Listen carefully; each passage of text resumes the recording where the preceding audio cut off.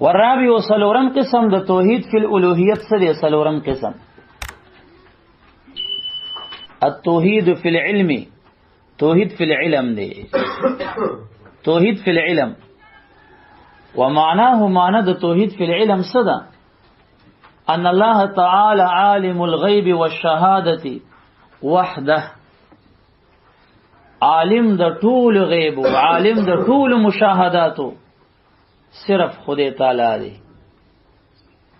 پوښ په خبره کنه عالم د ټول غیب او د ټول مشاهداتو څوک دی صرف خدای تعالی دی نو دی دل تر ولګي سوي چې سو غیر الله ته علم غیب ثابتوي ودا شرک فی العلم دی کنه او غاړم تازه کی دا شرک فی الالوهیت دی او شرک فی العلم دی او کیسه به روانه کړي نو ظالمانو ته دې ته سوچو چې زمانه توحید فی العلم زمانم قسم د توحید فی الالوهیت دی د علم کلام کتابونو ذکر کړي ټیک دا مسلم دی او علم د باری تعالی علم غیب کم علم غیب دا صفت دی عالم الغیب والشهاده دی عالم الغیب دا الغیب د الف لام څخه زائد خو نه دی کنه سمانه لري کنه لري نو چې لري خو عالم د ټول غیب وکنه او بیا خیانت تا ګوره عالم الغیب صرف الله دی او کچا عالم الغیب بل چا تویل مشرک شو خدا عالم الشهاده سوګ دی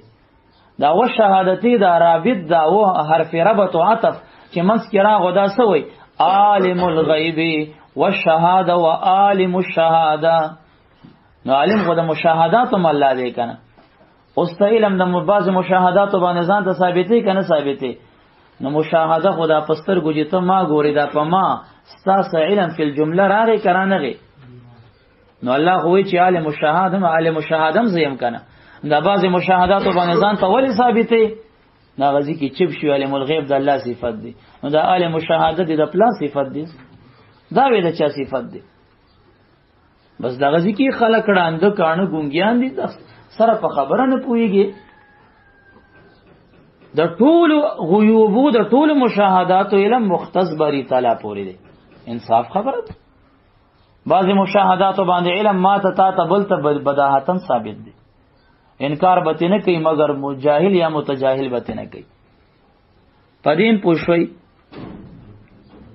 الثالث القسم الثالث من تلك الاقسام الخمسه للتوحيد دریم قسم تراشه دریم قسم تا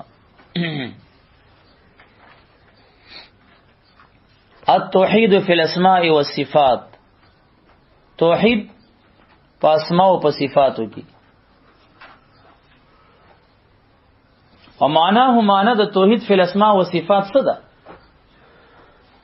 التوحید فی الاسماء والصفات اوس د دې څه معنی ده معنی دا ده کما انه تعالی واحد فی ذاته كذلك هو واحد معنی د توحید فی الاسماء و صفات دادا کما انه تعالی واحد باعتبار ذاته لکه څنګه چې الله تعالی واحد دی په اعتبار د خپل ذات كذلك هو واحد باعتبار اسمائه و صفاته و افعاله لکه څنګه چې په اعتبار د ذات الله یو دی شریک نه لري په ذات کې اومده غرنګي په اعتبار د اسماء د صفاتو د افعالو یو دی اسماء کې صفاتو کې افعالو کې شریک نه لري او کته لري چې هغه مولا دی او په سورته بقره کې راځي ورته کنه انت مولانا او خلق مولیانو ته مولانا سیبوي نو اسماء کې کوئی شریک پیدا شو دغه دی کنه او دغه صفت سمع او بصر ده او په سورته دهر کې دا سمع او بصر صفت غیر الله ته ثابت دي فجعلناه سميعا بصيرا نو دا دی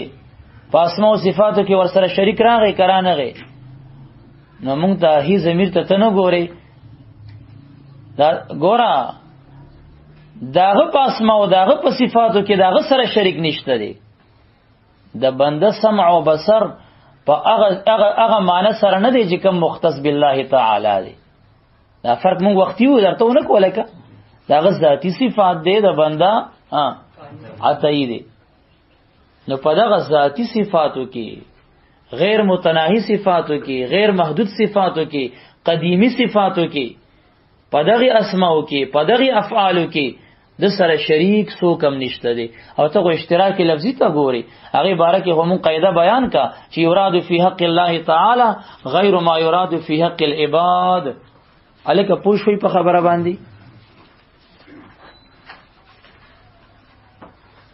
ولهذا التوحید اقسام ثلاثه د توحید فی الاسماء و صفات د پاره سو اقسام دي درې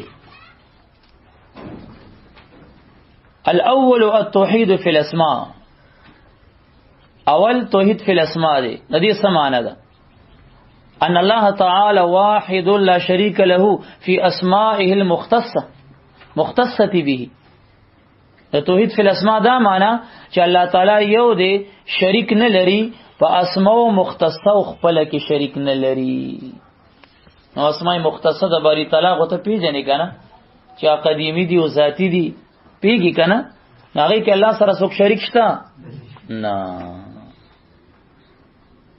دا یو قسم شو د توحید فی الاسماء و صفات القسم الثاني دویم قسم ولیکي التوحید فی الصفات توحید فی الصفات د دې سمانه ده معناه انه تعالی واحد فی صفاته المختصه به لا شریک له فی ذلك د توحید فی صفات معنی دا ده چې الله تعالی په خپل صفات او مختصو کې یو دی شریک نه لري ورسېدلی او وصالث دریم نمبر دریم قسم التوحید فی الافعال توحید په افعالو کې ومعناه معنی دا ده ان الله تعالی واحد فی افعاله المختصه به الله تعالی یو دی په افعال مختصو خپلو کې شریک ور سره سو کم نشتا ورسېدلی کنه الرابع القسم الرابع من الاقسام المذكوره للتوحید سلورم قسم التوحید فی التحریم التوحید فی التحریم یو شی ته حرمت او عزت ورکول پاغي کی توحید امانه معنی دادا ان النظر والتحریمات مختصه له نظر او تحریمات الله پورې خاص دي نظر چا پورې خاص دي الله تعالی پورې نظر بده یو الله مانی او که عوام دا وی چې یرا دا چیله او دا ګډ او دا فلان شی د فلانی بابا ما نظر کو هغه پوی کاغه ته مشرک مو نه پوی دی هغه ته وای چې دا د الله د پاره نظر کا ګناګاریږي ایمان ته خطر پیدا کیږي او ثواب د غولی او نبی توبه ښا نظر د چا حق دی د الله جل جلاله عرفی طور باندې عرفن کم چې تفسیرات احمدیه والا وضاحت داغي کړي واما البقره المنظوره للاولیاء كما هو الرسم في زماننا فحلال طيب نغور ته حلال او پاک ویلې ده نو دا غ نظر شرعي نه یادې ښا نظر شرعي د چا حق دی د الله پاک عبادت دی نظر شرعي عبادت دی الله په امر کړي وما انفقتم من نفقه او نذرتم من نذر فإن الله يعلمه وليوفوا نذورهم نظر شرعي عبادت دی هغه حق الباری دی که غیر الله تورکی نظر شرعي مشرک په جوړیږي دا نظر عرفي چې زمون دی عرف کې کم مستعمليږي چې راکه دا کار مې وشو دا د فلانی جمعه او د فلانی پیر صاحب دا جانماز هغه ته نظر دی نو په دې شرک ټاپې ملګوا پوي کا چې دا هغه ته تحفه وایا هدیه وایا شکرانه وایا هغه ته ثواب رسول وایا ورسېدلې په خبره باندې ولهذا التوحید د دې توحید د پاره چې توحید فی التحریم دی اقسام ثلاثه سو اقسام دي درې اقسام دي الاول اول نمبر معاملہ ډیر زیات ده اول نمبر لیکا التوحید فی التحریمات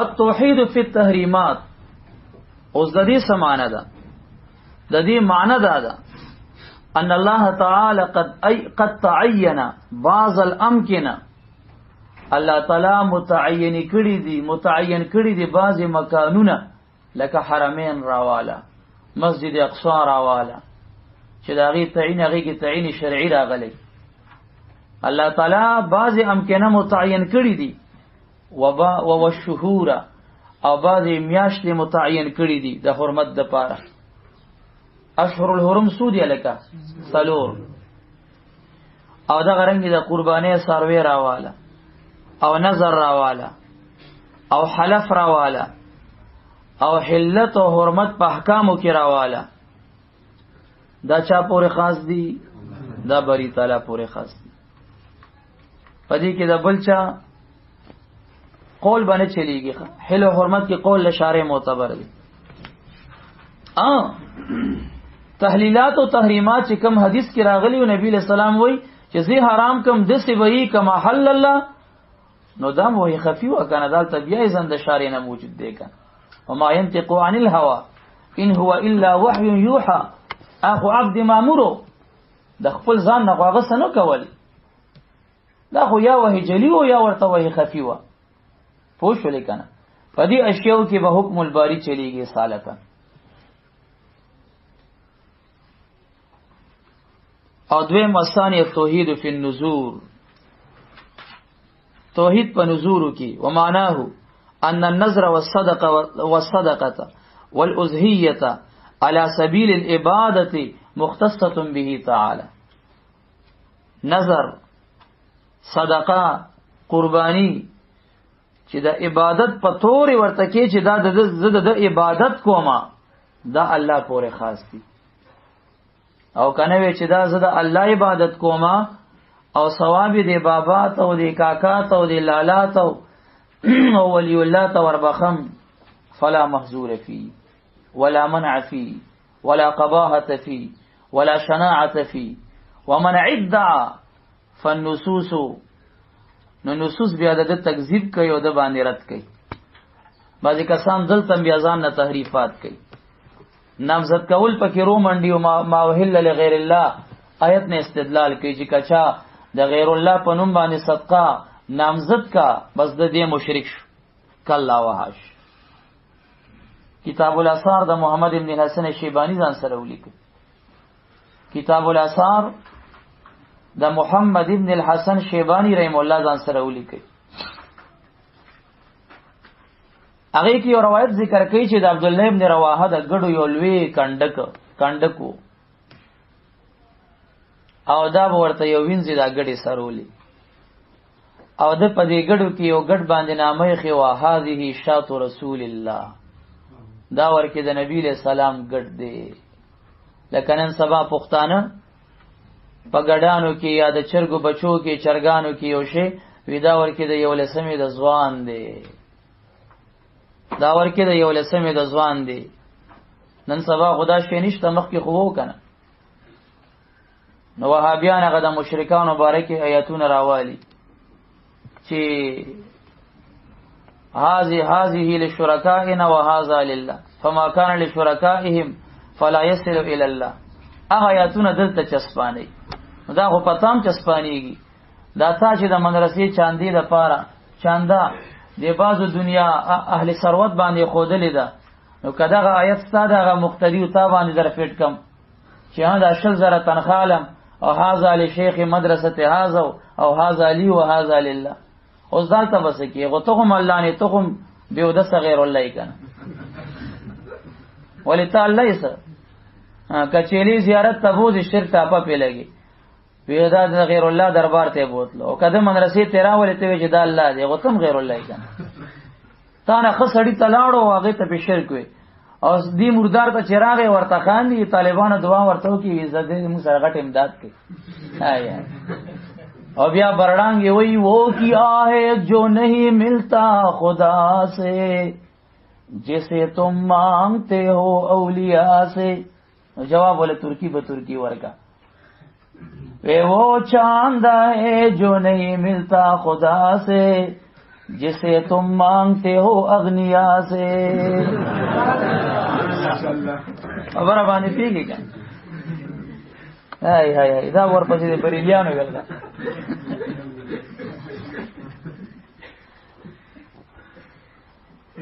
سورۃ مزمل ته چې ورشي په غوږ بلاس کیږي.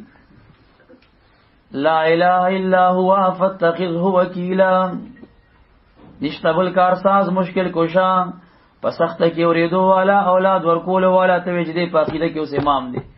دسه تفریعات او قیودات لګی چې هیڅ چانی لګولي. لوی مجتهد د ځان نه جوړږي. بس هم دې کارساز او وکیل اونیسا. او ذکر د ځمکې لانجه تربور سره ورور سره راشي کنه. نو بیا په کچرو کې یو بل وکیل نیولې بیا فتخذ وکیلات نه هی. اوس غیر الله ته چې مو کنه بس فتخذ وکیل غنی سکن. ټول خلک مشرکان ځکه خلکو غیر الله وکیل نیولې کني نیولې. او دې خدای ته فرق نه کېل ته لیونی شوی کنه. البته برستنی راځي بوتان راځي کجوري را رواني ډالر را رواني البته غلیوانی مزغوی کار پریخي نه ورکه ست تقسیم یادی او نه ورکه ست هغه ته تفصیل یادی بس ډایرک شرک او شرک او چې بیا په دالار راتنګي کې چې دا پنځپیر کې 12 بجې شي او تا و ان يمسسك الله بضر فلا كاشف له الا هو کله درتا zarar او تکلیف درو رسي دا غیلری کون کې نشتا مگر یو الله. نو دا 12 بجې چې پچې واچي الله ولګه در رسول او غیر الله ته وظیفه وروړي خوده مباقا دا چې غولې خوده در رسول بل څوک لري کون کې نشتا والله ته په دې روټه لريږي چې خوده نه لري کوي. ولزدا بیا خدا ډوډۍ مخره کنه دام سبب دی کنه چې اسباب نه مونږ په درجه د سبب کې غیر الله ته محتاج نه نو لګه خو الله ختمي دا روټه غو سبب دی بس په درجه د سبب کې د روټه نه مدد نه غواړم یې خوره کنه څنګه خو الله ختمي بخو نه ختمي دا غو سبب دی چې په درجه د سبب کې مخلوق نه مانی مسکو بکنه ځه پته نه لګي لیونی دی په خود دی سب بلاګان دی خدای خبر. دنیا قسم دې دې مولیانو غرقه که دنیا عالمي غرق کو بیا تعجب په هغه علماء چې حق او باطل دواړه ووري دواړو نه خبر شي او ځان یې ګم شیطان جوړ کړي بالکل چپ وی پکی چپ وی حق ورته ښکار شو دې فیصله نه کوي دا وایم نه چې دا زمون سړی په غلطه دی. هاي هاي هاي تعجب خزر از ورپس دا مو شو. او ثالث دریم نمبر التوحید فی الحلف. التوحید فی الحلف توحید په حلف کې و معناه معنی دا ده چې ان الحلف الشرعیه خاص به تعالی. حلف شرعی الله پورې خاص دی. حلف شرعی چا پورې خاص دی؟ الله پورې خاص دی. دیو جن کتا سود امام سے اصول ګوري او بنا د ایمان په عرف دا نو کچرته دا په دې وړه وړه خبره باندې شرک فتو پچا لګي دي یاره دغه من حلف بغیر الله فقد اشرک. او تجدید دی تغلیظ دی کنه تجدید او تغلیظ دی کنه ولی ظاهر پسې دی دا خو بیا من ترک الصلاه متعمدا فقد كفر انو په تغلیظ او په تجدید به نه عمل کی. من قتل مؤمنا منكم متعمدا ف نه ومن قتله منكم سرازي ومن قتل پنځمه ده کنه فجزاؤه جهنم خالدا فيها. اس خالدن چې راضي ده څه دی غوسو کوئی تشدید دی او سو کوئی چې لکه دا مؤمن من حيث المؤمن من حيث انه مؤمن د ایمان د وجه مړ کړي نو دی بیا مخلد فی النار دی. او یا داغه د قتل مدغوی مستحیل وینو بیا چې کم دی مخلد د تعویلات ولیکي بس دا سیب ظاهر پس لاړ شي. وی حدیث کې راغلی چې من حلفا بغیر الله فقد اشرک او چې بیا ورته پیش کی چې حدیث کې راغلی و بی ابي یا و بی ابيک یا د الفاظ ورته نور پیش کی نبی ال طاهران ازخ مامور پدې هم کنه تخلقوا باخلاق الله والسماء ذات البرود. اسمان څه دی لکه مخلوق دی که غیر مخلوق دی؟ الله په ولې قسم خوري وی هغه خوړې شي هغه الله شرک کوي او تا منع کوي دا مطلب دی. والسماء والطارق دا څومره قسمونه بری وس والتين والزيتون دا غوسوای دا غټول ځکه بیا وابي سودم تشین بیا د ځان نه خبرې کې بیا نه آیتونه حدیثي قرآن او حدیث باندې نام نهاد عشقه د خلی عشقه د داوی عشقه بیا به در آیاتونه پیش کوم بیا دغه تفریحات د خېټه په چسپان کا کنه بیا پیوګه کنه لعمرک زما د ستا په عمر باندې قسم یا رسول الله انهم لفی سکرتهم یعمهون نو تا الله نبی اسلام نو چې تخلقوا باخلاق الله خو ځنو کراهت تنزیهی شو کنه نبی علیہ السلام اخبار احادو کې منع فرمایلی ده کراهت تنزیهی دی حلف شرعی دا خاص بالله تعالی دی قسم په غخره دا کم دغه چې مرتب کیږي کنه احکام د یمین نو دا په حلف شرعی مرتب کیږي اوس د څه تمکه و چې امی سړی دی هغه وی چې را زما دی په فلانی جمعات قسمی یا لکه ګوره دا ټولې کدسی شی لو کان الامر کذالک چې څنګه دا غیر مقلدین او شاعتیان وای چې په وړه وړه خبره مشرکان کدا رنگی شي نو بیا خو په دې تمام پاکستان کې څوک مسلمانان پاتې نشي صرف دې مسلمانان پاتې ځکه څومره زنانه په دې کې مبتلا دي چې څه خبره شي زما دې وړو بچو په سر قسم وای کنه وای وی په جنازه ناسته می زما دې په دې رزق قسمی ولی تاسو نه دی ورېدلې کلمه تیرا کوي نو اسلام کې د حلف شرعی نه دی کراهت تنزیهی باندې به عمل کې خو ځ ګناګار ورته وایا نو ته چې مشرک ټاپی لګي خو بس دا یو څو شذور نذور دا یو څو من رسول والا دا یو څو پاتې شوي نور غلاړه ټول مشرکان او کافران او نبی له سلام مجموعي تور باندې د دې خپل امت د سواد اعظم ذمہواری اخیری خطبه کې چې راوی وی دینه پس ما نبی له سلام منبر باندې ونه کتو سوی والله ما اخاف علیکم ان تشرکوا من بعدی اجتماعي تور باندې وای یو فرد یو قبیله یو کله داسې شرک مبتلا بشي او اجتماعي تور باندې رسول الله قسم خوري چې ما سره دا یره نشتا چې تاسو به زمانه پس په شرک کې مبتلا شئ یره سره دا دنیا کې هم رغبت راشي او دنیا مینه او محبت به تاسو خراب کی بچي پوېږي په خبره والخامسو پنځم نمبر والقسم الخامسو پنځم نمبر قسم التوحید فی الاحکام توحید په احکامو کې ومعناه معنی دادا ان الاحکام التي آتاها الله تعالى بواسطه الوحي للعباد فهو شریعه فقط کما احکام چې الله تعالی بندگانو ته د وحی او د انبیو په وساطت ورکړي دي نو شریعت اومدغه دي د بل چا قول ته شریعت نه وای د عالم قول ته شریعت نه وای د مجتهد قول ته شریعت نه وای اغه ته سوی شارحیت وای اغه ته تشریحیت وای اغه شرح ده شرع نه ده قیاس قول مجتهد مثبت نه ده مظهر ده نو شرع هغه احکام چې الله تعالی بندگانو ته په واسطه د وحی ورکړي شریعت فقط دغه دی دغه توحید توحید فی الاحکام شرع به صرف هغه غني الکه پوه شوي کنه او نبی له سلام خدای الله نائب دی ما خدای ته وختي حواله پیش کی کنه د صارم المسلول د مرقات او د غرنګ د تفسیر کبیر حواله می در کې قدر نه کی نو هغه چې کم څه کړی دي نو هغه هم دغه به وحی الله کړی دي نو هغه شرع ده ځکه هغه من الله شو کنه دا فقط ترجمانی هغه کړی ده او فقط نیابت هغه کړی دی نائب دی د باری تعالی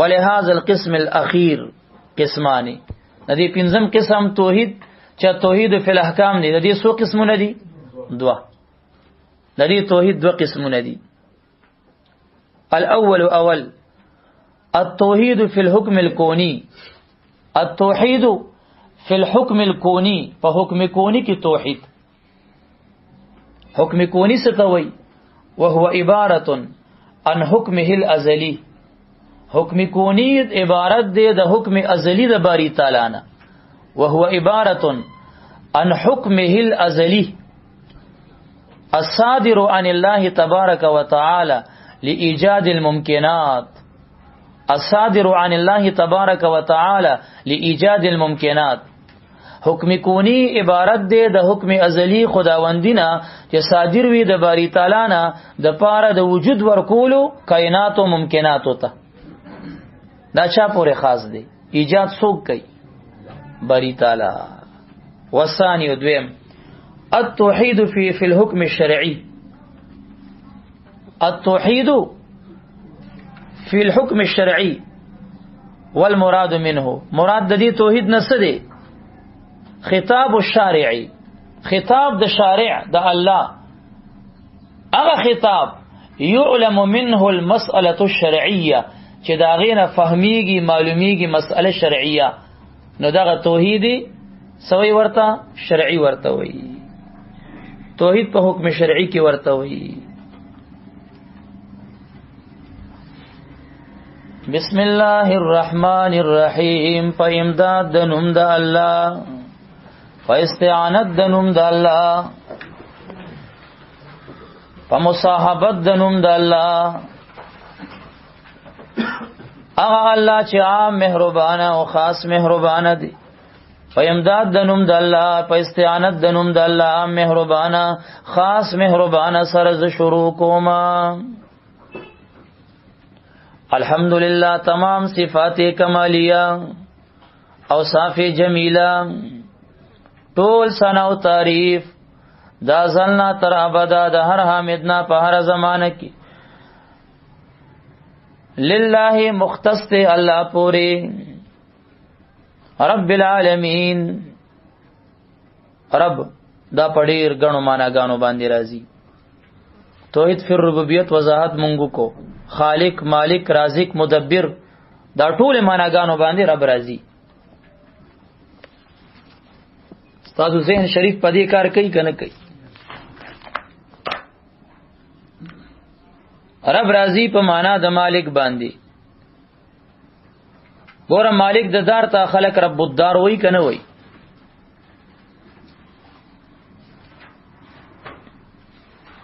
رب راضي معنا د سید باندې. سورۃ یوسف کی راضی اذکرنی عند ربک، دا ور باندې دلیل دی کنه. په حدیث پاک کې راضی انت لدل امت ربها، انت لدل امت ربها، حدیث جبریل کی راضی دا. رب راضی په معنا د مصلح، د مدبر، د جابر، د قائم.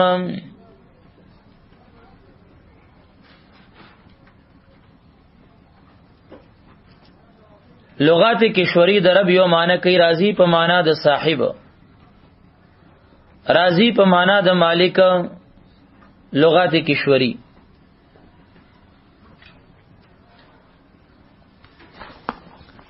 چې خالق دی د ټول ممکناتو د ټول مخلوق، عالمین جمع د عالم ده.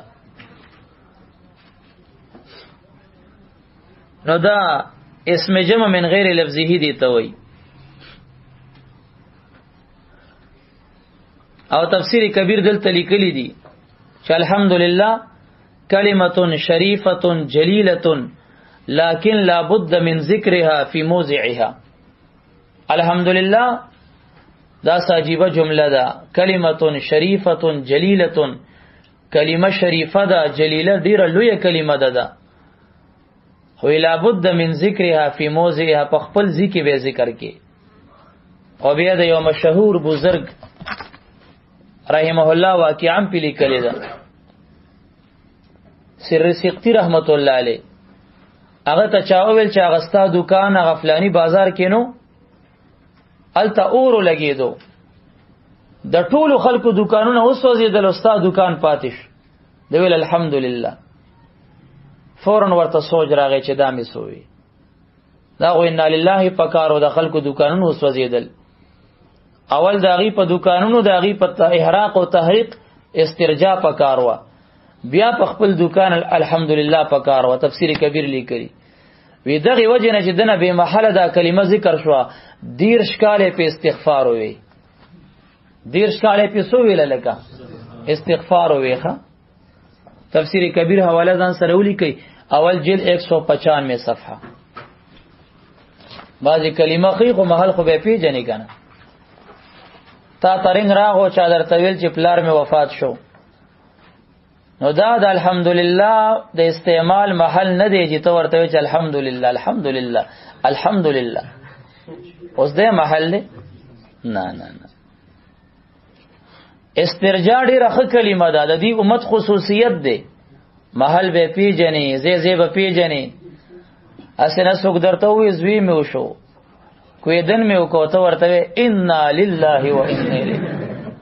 هغه وې دا پس غم وړې ده تا نماز پوله پټې لاندې کړي. الکه محل به پیجنې کنه.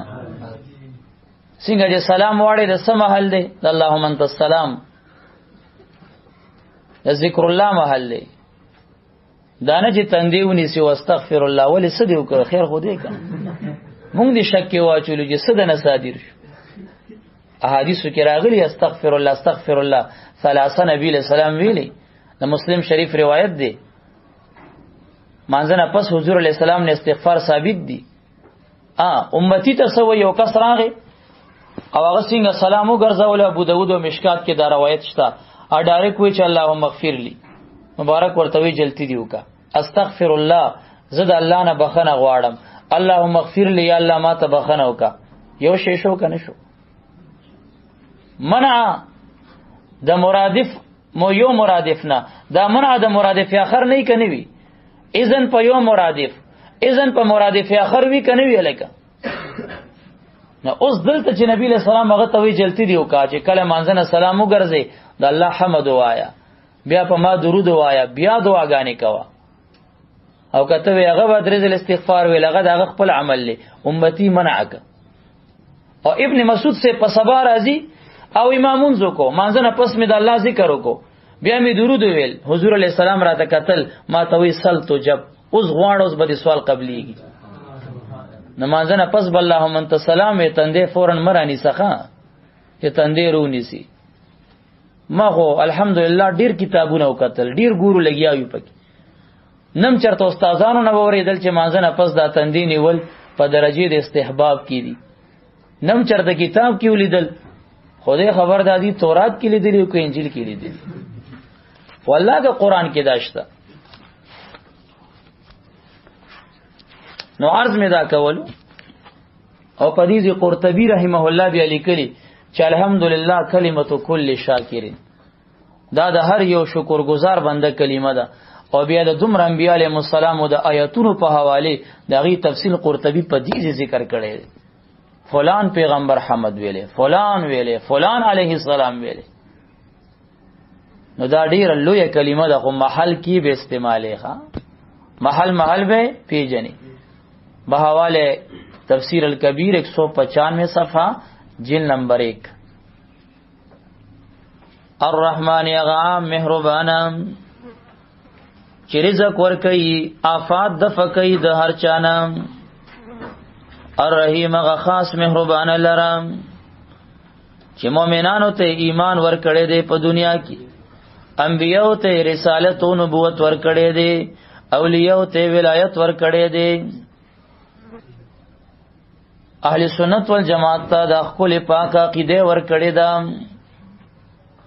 او آخرت کې با نجات او شفاعت د نیکانو دوی ته نصیب کړي.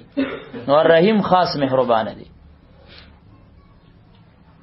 رحمان مقدم شو، رحیم باندې څنګه چې اطلاق د الله په غیر الله ناروا دی. ما وضاحت وختیو کا چې بدون د اضافت اطلاق د رحمان په غیر الله ناروا دی، ځکه مقدم شوی دی. بل مبالغه پر رحمان کې د رحیم نازیه ده، ځکه مقدم شوی دی. مالک یوم الدین، مالک دے قاضی دے د ورځې د جزا. قاضی دے، قاضی فیصله کوون کې دی. قاضی یوم الحساب، دا معنی مفسرین کرامو کړی ده. عبد الله بن عباس ابن دغه معنی مروی ده. اوس مالک کی یو قرت ملک امراغله، ملک یو ملک دی، یو ملک دی، یو مالک دی. مالک او ملک دا مترادفین دی، بادشاہ ته وای پوښ ولې کنه، او ملک فرشتي ته وای. د ملک اطلاقم په غیر الله شوی دی. ځان سره ولیکئ سورۃ بقره 247 آیت. ان الله قد بعث لكم طالوت ملکا. الکه تورات خو درته نه ویم کنه، قران درته ویم. قران ان الله قد بعث لكم طالوت ملکا دا چا ویل؟ دا اسماعیل علیہ السلام د الله پیغمبر خپل قوم ته ویل چې الله تاسو ته طالوت رحمت الله علیه ملک مقرر کړی دی. ملک ورسېدلی کنه.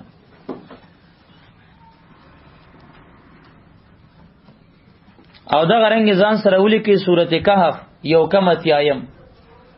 وکان وراءهم ملک یاخذ كل سفینه غصبا. وکان وراءهم وکان امامهم وقدامهم ملک چې هغه جلندر بن قرقرو. ملک غیر الله ته ویل شو کو نه ویل شو، او دا قران په حواله ویل شو.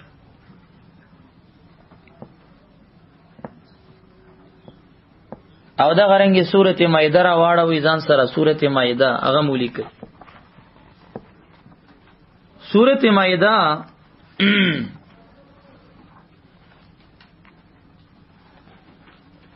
آیت نمبر 6 راځي. وَإِذْ قَالَ مُوسَى لِقَوْمِهِ يَا قَوْمِ اذْكُرُوا نِعْمَةَ اللَّهِ عَلَيْكُمْ إِذْ جَعَلَ فِيكُمْ أَنْبِيَاءَ وَجَعَلَكُمْ مُلُوكًا. ملوک جمع ده کنه ده، مفرد به سره راځي. ملک ملک ملوک راځي کنه راځي.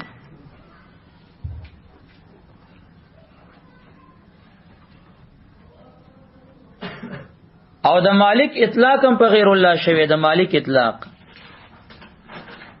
وقالو یا مالک لیقضي علینا ربک. سویمه سپاره ده، 15مه سپاره ده.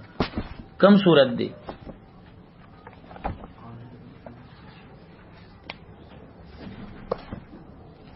یا مالک لیقضي علینا ربک.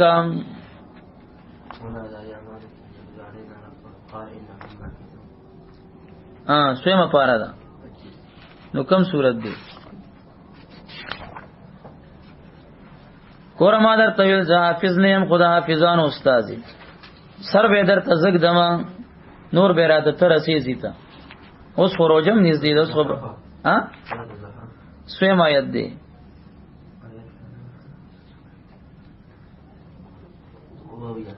او اویا 77 نمبر آیات را واړوي سورۃ زخرف. ونادو یا مالکو.